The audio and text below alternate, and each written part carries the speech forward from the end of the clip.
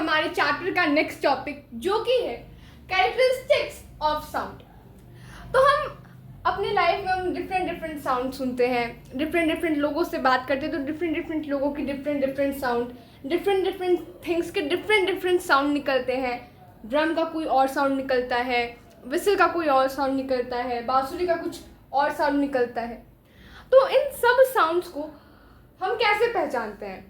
अगर मैं आपके आँख पे पट्टी बांध दूँ और एक तरफ मैं एक लड़के को रख दूँ और एक तरफ मैं एक लड़की को रख दूँ एंड दोनों से मैं कुछ बोलवाऊँ एंड मैं बोलूँ कि ये रिकॉग्नाइज करो कि दोनों की आवाज़ में से कौन लड़के की आवाज़ है, कौन लड़की की आवाज़ है। आप देख नहीं सकते हो, आपके आंखों पे पट्टी बंधी है, तो आप क्या उसको रिकॉग्नाइज कर लोगे? ऑब्वियस सी बात है, कर लोगे। क्यों?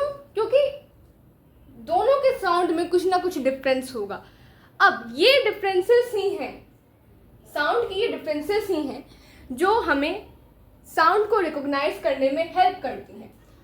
अब साउंड को डिफ्रेंशिएट करने के लिए इसके 3 कैरेक्टरिस्टिक्स हैं। पहला है हमारा लाउडनेस, दूसरा है साउंड की पिच एंड तीसरा है साउंड की क्वालिटी, वो किस क्वालिटी का साउंड है। तो सबसे पहले हम लाउडनेस को देख लेते हैं कि लाउडनेस किस तरह से साउंड को रिकॉग्नाइज करने में हेल्प करता है। लाउडनेस मतलब क्या? कोई साउंड कितना तेज है, कितना ज़्यादा है। सबसे पहले मैं एक चीज़ बता दूं, लाउडनेस को साउंड की नापा जाता है डेसिबल में। साउंड की लाउडनेस को नापा जाता है डेसिबल में एंड डेसिबल को हम शॉर्ट फॉर्म में किससे डिनोट करते हैं? Small d and capital B से। यहाँ पे आप कैपिटल डी नहीं कर सकते, यहाँ पे आपको small d and capital B लिखना है। इस सिंबल से आप डेसिबल को क्या करते हो? डिनोट करते हो। अब किसी भी चीज़ की लाउडनेस किस चीज़ पर डिपेंड करती है? ये डिपेंड करती है, मैंने आपको क्या बताया था, मैं हर क्लास में रिपीट करती हूँ कि कोई भी चीज़ जो वाइब्रेट करती है, जो चीज़ भी वाइब्रेट करती है वही उसी से साउंड निकलता है एंड जो भी चीज़ वाइब्रेट करेगी उसकी अपनी एम्पलीट्यूड होगी। तो जिस वाइब्रेटिंग बॉडी की एम्पलीट्यूड जितनी ज़्यादा रहेगी उतना ही लाउडनेस होगा, उस वाइब्रेटिंग बॉडी की साउंड में उतनी ही लाउडनेस रहेगी। या फिर हम ये भी बोल सकते हैं कि loudness is proportional to the square of amplitude. Loudness is proportional to the square of amplitude. अगर मानिए कोई भी वाइब्रेटिंग बॉडी है, उसका कुछ ना कुछ तो उसका एम्पलीट्यूड होगा, वो वाइब्रेट कर रही है, तो उसका कुछ ना कुछ तो किसी भी मेजर का उसका होगा, कितने भी मीटर का, तो उसका एम्पलीट्यूड होगा। अब जिस वाइब्रेटिंग बॉडी की एम्पलीट्यूड जितनी बड़ी रहेगी लाउडनेस भी उतनी ज़्यादा रहेगी। अब इसको हम कैसे देखते हैं? हम ये बोल सकते हैं कि लाउडनेस किसके इक्वल है? एम्पलीट्यूड के स्क्वायर के। एम्पलीट्यूड के स्क्वायर के। अगर किसी भी वाइब्रेटिंग बॉडी का जो एम्पलीट्यूड है, फॉर एग्जांपल आप मान लो 2 है, किसी भी वाइब्रेटिंग बॉडी का जो एम्पलीट्यूड है, सपोज करो वो 2 है, तो 2 का स्क्वायर क्या होता है? 4 होता है। तो लाउडनेस क्या हो जाएगी? उस वाइब्रेटिंग बॉडी की लाउडनेस क्या हो जाएगी? 4 हो जाएगी, 4 डेसिबल हो जाएगी। लाउडनेस को किस में मेजर करते हैं? डेसिबल में करते हैं। तो यही चीज बोल रहा है। अब ये तो क्लियर हो गया कि जो एम्पलीट्यूड है उसी पे लाउडनेस डिपेंड करती है। अब इसको देखे कैसे, ये तो हम समझ गए, लेकिन अब माने कैसे? अब आप बोलोगे, तो इसके लिए मैं आपको एक एक्टिविटी बता रही हूँ। अगर आपके पास कहीं ड्रम मिलता है, आपको कहीं ड्रम मिल जाता है, तो एक बार उसको उसकी स्टिक से धीरे से प्यार से मारना, धीरे से मारना, फिर देखना कि वो कितना आवाज़ कर रहा है, उसकी लाउडनेस क्या है उस आवाज़ की। एंड उसके बाद कहीं अगर किसी दोस्त से अगर झगड़ा वगड़ा हो जाए, किसी से झगड़ा वगड़ा हुआ, तो पूरा गुस्सा निकालते हुए पूरी ताकत के साथ उस पर फिर मारना एकदम ज़ोर से। फिर उसकी लाउडनेस देखना, उस साउंड की लाउडनेस क्या है। बेसिकली हुआ क्या कि पहले जब आपने मारा, आपने धीरे से प्यार से मारा, तो वो उसकी जो एम्पलीट्यूड थी वो कम थी, इसीलिए लाउडनेस भी क्या हुआ? कम था। क्योंकि जो ऐसा नहीं है कि जो ड्रम की मेम्ब्रेन है वो वाइब्रेट नहीं हो रही है, वाइब्रेट दोनों केसेस में हो रही है। बट पहले वाले केस में जब आपने धीरे से मारा तो वो कम वाइब्रेट हुई एंड उसकी जो एम्पलीट्यूड थी वो छोटी थी, वो कम थी। लेकिन दूसरे वाले केस में आपने जब जोर से मारा तो जो एम्पलीट्यूड थी उस ड्रम की मेम्ब्रेन की वो क्या थी, वो बड़ी हो गई, वो बढ़ गई। इसीलिए साउंड जो लाउडनेस था, साउंड की जो लाउडनेस थी वो भी बढ़ गई। अब यहाँ पे एक मैंने टेबल बनाया है, ये आपके ऐसा बुक में भी टेबल दिया होगा आई थिंक, कि जो नॉर्मल चीज़ें हम रोज़, जिन नॉर्मल चीज़ों का साउंड हम रोज़ाना लाइफ में हम सुनते हैं वो कितने डेसिबल की होती हैं। सो नॉर्मल ब्रीदिंग, हम नॉर्मली ब्रीथ करते हैं तो उसकी साउंड कितने डेसिबल की होती है, 10 डेसिबल की होती है। हम विस्पर करते हैं, क्लास में कभी होता है ना ऐसे कि टीचर सामने पढ़ा रहा है, बोर्डिंग सब्जेक्ट है, और अगर पीछे बेंच पे बैठे हैं, स्पेशली बैक बेंचर्स करते हैं ये चीज़, पीछे बैठे हैं तो फुसफुसा रहे कुछ कान में, ऐसी कुछ बात कर रहे हैं कि भाई ब्रेक कब होगा, चलो खाना खाना है मुझको। तो विस्पर, फुसफुसाना, धीरे धीरे बोलना। तो विस्परिंग के टाइम पर क्या होती है, जो साउंड होती है उसकी लाउडनेस क्या होती है, 30 डेसिबल होती है। नॉर्मल कन्वर्सेशन के टाइम पर क्या होती है लाउडनेस, 60 डेसिबल होती है नॉर्मल हम बात करते हैं तो। बिजी ट्रैफिक, जब ट्रैफिक बहुत बिजी हो, स्पेशली कार में, यहाँ स्पेशली कार में बोल रहा है, जब बिजी ट्रैफिक हो तो लाउडनेस कितनी होगी, 70 डेसिबल होगी। एंड अभी तो टेलीफोन ज़्यादातर लोगों के घरों में नहीं होगा, सब लोग आजकल मोबाइल फ़ोन, स्मार्टफोन यूज़ कर रहे हैं, लेकिन टेलीफोन डायल टोन जो होती है उसकी जो लाउडनेस होती है वो कितनी होती है, वो 80 डेसिबल होती है। एंड एक और चीज़ मैं आपको बता दूं, 80 डेसिबल के ऊपर की जो साउंड्स होती हैं, 80 डेसिबल से जो लाउड साउंड्स होती हैं वो बहुत इरिटेटिंग आप बोल सकते हो, वो असहनीय बोल होती हैं, वो अनबियरेबल होती हैं हमारे कानों के लिए। नेक्स्ट है ट्रेन विसल, इसकी जो आवाज़ होती है वो 90 डेसिबल होती है। एंड हैंड ड्रिल, वो जो ड्रिलिंग नहीं करते हैं लोग, रोड बनता है, फिर कोई काम होता है तो वहाँ पे वो क्या करते हैं, ड्रिलिंग करते हैं, तो उसकी लाउडनेस कितनी होती है, 98 डेसिबल होती है। एंड फिर आता है हमारा जेट इंजन। जेट इंजन की जो लाउडनेस होती है वो 140 डेसिबल की होती है। ये बहुत ज़्यादा होती है, ये मतलब एकदम इरिटेटिंग टाइप की होती है, बहुत ज़्यादा होती है इसकी लाउडनेस। सो अब देख लेते हैं, अब हमने अभी लाउडनेस के बेसिस पे कैसे हम डिफ्रेंशिएट करते हैं हमने ये देखा। अगर सपोज करो कि अभी मैं एक स्पीकर चला दूँ, एक लो वॉल्यूम पे, एक हाई वॉल्यूम पे, आप पहचान लोगे कि हाँ इधर वाला जो स्पीकर है उसमें हाई वॉल्यूम है, ये ज़्यादा लाउड है इन द कंपैरिजन ऑफ वो स्पीकर जिसकी वॉल्यूम कम है। तो लाउडनेस के बेसिस पे आप पहचान सकते हो। अब नेक्स्ट है हमारा पिच। पिच का मतलब होता है आवाज़ की उतार चढ़ाव।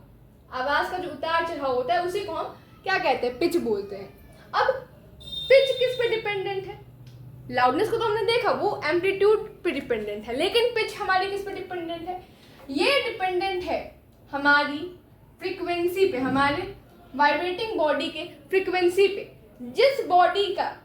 जिस वाइब्रेटिंग बॉडी की फ्रीक्वेंसी ज़्यादा रहेगी उसकी पिच उतनी हाई रहेगी, एंड जिस वाइब्रेटिंग बॉडी की पिच जितनी कम रहेगी उसकी जितनी फ्रीक्वेंसी उसकी जितनी कम रहेगी उसकी पिच उतनी ही लो रहेगी। अब जो हाई पिच होती है उसको हम श्रिलनेस भी बोलते हैं, साउंड की श्रिलनेस। तो अब देख लेते हैं कि बेसिकली होता क्या है। अब फ्रीक्वेंसी तो मैंने आपको बताया था क्या होती है, एक सेकंड में एक वाइब्रेटिंग बॉडी कितने बार वाइब्रेट कर रही है, कितने बार ऑसिलेशन कर रही है, उसी को हम बोलते हैं उसकी फ्रीक्वेंसी। सो पिच के बेसिस पे आप कैसे डिफरेंशिएट कर सकते हो। अब मानो कि अगर एक तरफ मैं एक अडल्ट मेल को ला दूं और एक तरफ मैं अडल्ट फीमेल को ला दूं, मैं दोनों से एक ही चीज़ बोल रहा हूँ एंड दोनों की जो लाउडनेस है वो सेम है, दोनों जो है वो कितने लाउडनेस पे बोल रहे हैं, दोनों की जो लाउडनेस है कन्वर्सेशन की वो क्या है, 60 डेसिबल है, दोनों 60 डेसिबल की ही लाउडनेस पे बोल रहे हैं। बट अब मैं फिर से आपकी आंख पर पट्टी बांध दे रही हूँ, कंडीशन ये है, दोनों 60 डेसिबल की लाउडनेस पे बोल रहे हैं, एक ही बात बोल रहे हैं। फिर मैं बोलूँ कि आप एक काम करो, आप रिकॉग्नाइज करो कि इसमें से फीमेल किस तरफ है, मेल किस तरफ है। आप रिकॉग्नाइज कर लोगे कैसे? क्योंकि जो फीमेल होती हैं, फीमेल्स की जो साउंड का जो स्ट्रिंगनेस होता है वो ज़्यादा होता है, उनकी आवाज़ में फ्रिक्वेंसी ज़्यादा होती है। उनका जो यहाँ पे लैरिंग्स होते हैं, वोकल कॉर्ड्स, हम ह्यूमंस में हम साउंड कैसे प्रोड्यूस करते हैं? हमारे वोकल कॉर्ड्स की हेल्प से करते हैं।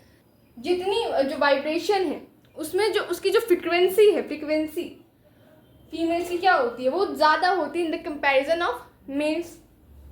अब मैं छोटे बच्चों की बात नहीं कर रही हूँ, मैं बड़े लोगों की बात कर रही हूँ, तो वो ज़्यादा होती है। अब जब फ्रिक्वेंसी ज़्यादा रहेगी तो पिच भी क्या होगी? पिच भी हाई होगी, पिच भी हाई होगी, हाई पिच स्ट्रिलनेस रहेगी साउंड में। तो आप रिकॉग्नाइज कर लोगे कि हाँ, जो इस साइड जो अडल्ट मेल है उसमें क्या है, स्ट्रिलनेस जो है नहीं है, उसकी जो पिच है वो हाई नहीं है, वो लो है, तो ये मेल की आवाज़ है। एंड इधर जो है ये फीमेल है, क्योंकि इसकी आवाज़ में स्ट्रिलनेस है, इसकी जो आवाज़ है, इसकी जो आवाज़ की पिच है वो क्या है, हाई है। तो ये टोटली फ्रिक्वेंसी पे डिपेंड करता है कि किसी भी वाइब्रेटिंग बॉडी की आवाज़ जो है उसमें पिच, उसकी पिच कितनी रहेगी। फ्रिक्वेंसी ज़्यादा, पिच ज़्यादा, फ्रिक्वेंसी कम, पिच भी कम। अब ये सब तो ठीक था, लेकिन इसको मैं एक और एग्जाम्पल से समझा रही हूँ। आप एक तरफ मान लो, आप क्या कर रहे हो, आप एक तरफ विसल बजा रहे हो, आप एक तरफ सीटी बजा रहे हो, और एक तरफ आपका जो दोस्त है वो ड्रम बजा रहा है। अब श्रिलनेस किस में रहेगी? किसकी पिच ज़्यादा रहेगी? सीटी की पिच ज़्यादा रहेगी। क्यों? क्योंकि जो ड्रम आप बजा, आपका जो दोस्त ड्रम बजा रहा है, आपका जो दोस्त ड्रम बजा रहा है, उसकी जो वाइब्रेशन, ऐसा नहीं है उसकी जो ड्रम की मेम्ब्रेन है वाइब्रेट नहीं कर रही है, वाइब्रेट वो भी कर रही है, बट क्या हो रहा है, वाइब्रेट कर रही है, बट उसकी फ्रिक्वेंसी जो विसल है, जो सीटी है, उसके कंपैरिजन में क्या है, कम है। तो जब फ्रिक्वेंसी कम है, फ्रिक्वेंसी अगर कम रहेगी, फ्रिक्वेंसी कम रहेगी तो पिच भी कम रहेगी, फ्रिक्वेंसी अगर ज़्यादा रहेगी तो पिच भी ज़्यादा रहेगी। जो विसल बजा रहे हो आप, उसकी फ्रिक्वेंसी, उसकी वाइब्रेशन की फ्रिक्वेंसी क्या है, ज़्यादा है, तो इसीलिए उसकी पिच भी ज़्यादा रहेगी। एंड आपका जो दोस्त ड्रम बजा रहा है उसकी फ्रिक्वेंसी क्या है, कम है, तो उसकी पिच भी क्या रहेगी, कम रहेगी। अब चलो, अब अभी तक हम 2 लोगों को ले रहे थे, अब हम 3 लोगों को लेते हैं। मान लो अब जो बच्चे होते हैं, नो मैटर वो मेल है कि फीमेल है, उससे मतलब नहीं है, अगर जो छोटे बच्चे होते हैं उनका क्या होता है, उनकी जो आवाज़ की पिच होती है वो बहुत हाई होती है। इनफैक्ट जो वुमेन्स होती हैं उनसे भी ज़्यादा हाई होती है।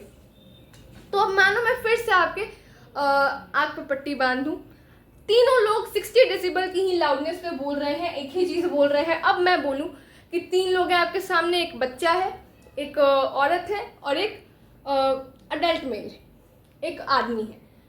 अब आपको रिकॉग्नाइज करना है कौन सी आवाज़ बच्चे की है, कौन सी फीमेल की है, कौन सी मेल की है। अब आप उसको रिकॉग्नाइज कर लोगे, क्योंकि जो बच्चे की आवाज़ में, जो बच्चे की आवाज़ है वो सबसे ज़्यादा श्रिल रहेगी, उसकी आवाज़ में सबसे ज़्यादा श्रिलनेस रहेगी, क्योंकि उसका जो थ्रोट है उसमें जो वाइब्रेशन है लैरिंग्स का, वो क्या है, वो सबसे ज़्यादा है, सबसे ज़्यादा वाइब्रेशन है, सबसे ज़्यादा फ्रिक्वेंसी है। फ्रिक्वेंसी ज़्यादा है तो पिच भी ज़्यादा है, सबसे ज़्यादा है बच्चे की आवाज़ में, तो इसीलिए बच्चे की आवाज़ सबसे ज़्यादा श्रिल रहेगी। फिर उसके कंपैरिजन में जो फीमेल की आवाज़ देखें तो उसकी आवाज़ में जो श्रिलनेस है वो बच्चे के कंपैरिजन में थोड़ी कम रहेगी, क्योंकि फ्रिक्वेंसी बच्चे के कंपैरिजन में उसमें क्या है, कम है। वही अगर हम मेल में देखें तो फीमेल के कंपैरिजन में और बच्चे के कंपैरिजन में मेल की जो आवाज़ है, उसकी जो फ्रिक्वेंसी है वो सबसे कम है, एंड इसीलिए फ्रिक्वेंसी सबसे कम है तो उसकी जो पिच है वो भी बहुत लो रहेगी। तो आप इस बेसिस पे आप पहचान लोगे, हाँ एक तरफ बच्चा है, एक तरफ वुमेन है, एक तरफ मैन है।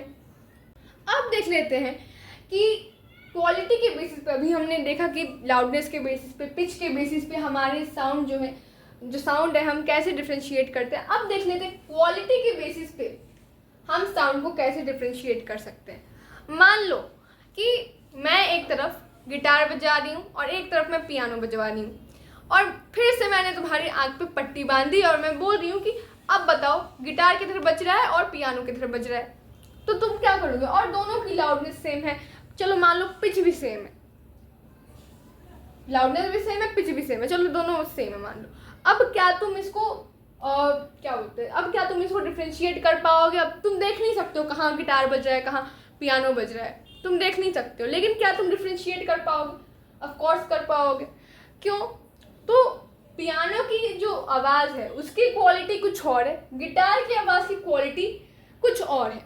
एंड एक और चीज़ मैं तुमको बता दूं, साउंड की जो क्वालिटी होती है, साउंड की जो क्वालिटी होती है उसका दूसरा नाम टिम्बर है। साउंड की क्वालिटी को टिम्बर भी बोला जाता है, और ये टिम्बर ही है जिसकी हेल्प से हम डिफरेंट ऑब्जेक्ट्स का जो डिफरेंट क्वालिटी है साउंड की उसको रिकॉग्नाइज कर सकते हैं और डिफ्रेंशिएट कर सकते हैं कि हाँ ये पियानो की आवाज़ है, ये गिटार की आवाज़ है, ये कुत्ते की आवाज़ है, ये बिल्ली की आवाज़ है, गधे की आवाज़ है, ये चलो मान लो शेर की आवाज़ है। इसमें हम डिफ्रेंशिएट कर सकते हैं।